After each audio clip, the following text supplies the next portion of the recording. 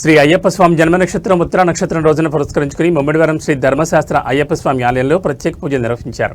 ఆలయ అర్చకులు వివిఎస్ శర్మ ఆధ్వర్యంలో ఈ సందర్భంగా శ్రీ గణపతి అయ్యప్ప, సుబ్రహ్మణ్య స్వామి, మూలకపురత్తమ్మ అమ్మవారికి పెద్ద ఎత్తున పూజలు నిర్వహించారు. స్వామి శరణఘోషతో ఆలయం మారుమ్రోగగా అధిక సంఖ్యలో భక్తులు ఈ పూజా కార్యక్రమంలో పాల్గొన్నారు.